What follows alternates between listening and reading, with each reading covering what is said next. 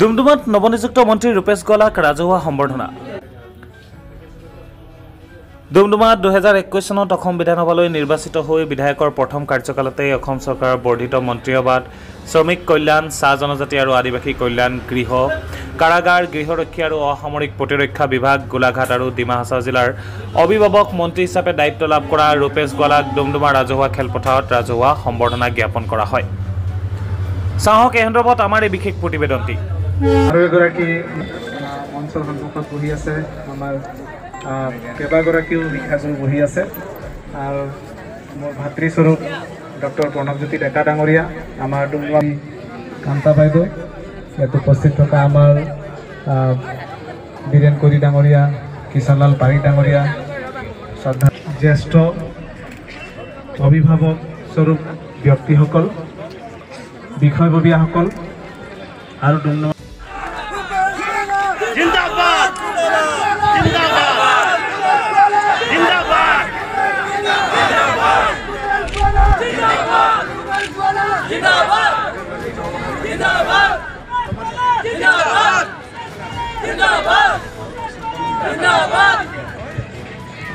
যি কি নহওক ভাবুক হোৱা স্বাভাৱিক।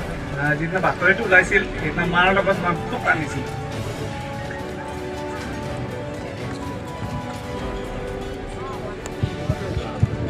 আমাৰ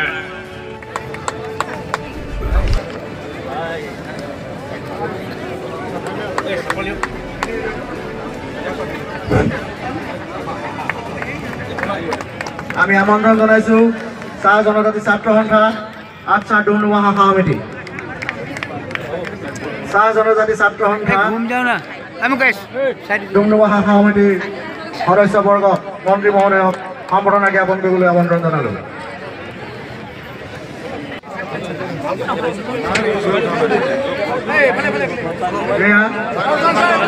ডুমডুমা ক্ৰিকেট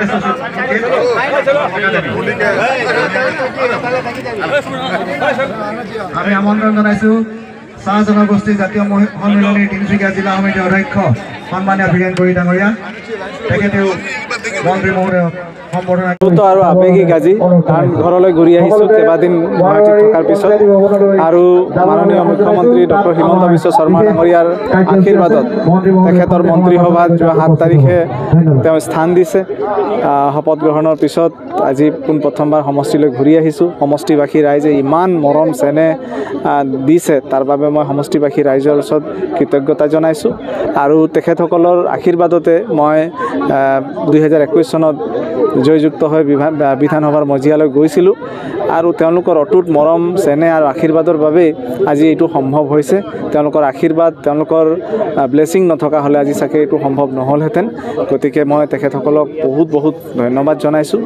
আৰু যিখিনি দায়িত্ব মাননীয় মুখ্যমন্ত্ৰী মহোদয়ে দিছে, মই চেষ্টা কৰিম সেইখিনি দায়িত্ব ভালদৰে পালন কৰিবলৈ। আজি আপুনি কেৱল মন্ত্ৰিত্বই নহয়, আপুনি বহুকেইটা বিভাগ পাইছে, যিকেইটা নতুনকৈ আপুনি বিধায়ক হৈ বুলি ইমানকেইটা সাধাৰণতে পোৱা দেখা নাযায়। এই ক্ষেত্ৰত আপুনি কি ক'ব? মই নাজানো, মাননীয় মুখ্যমন্ত্ৰী মহোদয়ে মোৰ প্ৰতি অকুণ্ঠ বিশ্বাস দেখুৱাইছে, আৰু মই নাজানো মোৰ ভিতৰত কি গুণ আছে, কিয় দিছে মই নাজানো, কিন্তু মই নিশ্চয় তেওঁ যিখিনি দায়িত্ব দিছে সেই দায়িত্বখিনি মই নিষ্ঠাৰে কৰি যাবলৈ চেষ্টা কৰিম আৰু অসমৰ ৰাইজৰ সেৱা কৰি যাম। এতিয়া মন্ত্ৰী হিচাপে আপোনাৰ প্ৰথম কাম কি হওক, কি কাম আপুনি হাতত ল'ব? মন্ত্ৰী হিচাপে এটা কামৰ কথা মই ক'ব নোৱাৰোঁ, কাৰণ বিভাগ কেইবাটাও, গতিকে মই সকলো বিভাগতে মোৰ বেষ্ট অফ দ্য বেষ্ট দিবলৈ মই চেষ্টা কৰিম। আৱেগিক হোৱা দেখা গৈছিলে। আচলতে নিজৰ ঘৰত পৰিয়ালৰ ওচৰত মানুহ আৰু নিজকে ৰখাব নোৱাৰে, সেইকাৰণে মই কথাই ক'ব নোৱাৰিলোঁ আজি।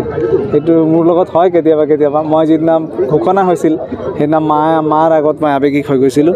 আজি সমষ্টিৰ ৰাইজো মোৰ মা, মোৰ সকলো এওঁলোকে, গতিকে এওঁলোকৰ ওচৰতো আৱেগিক হৈ গ'ল।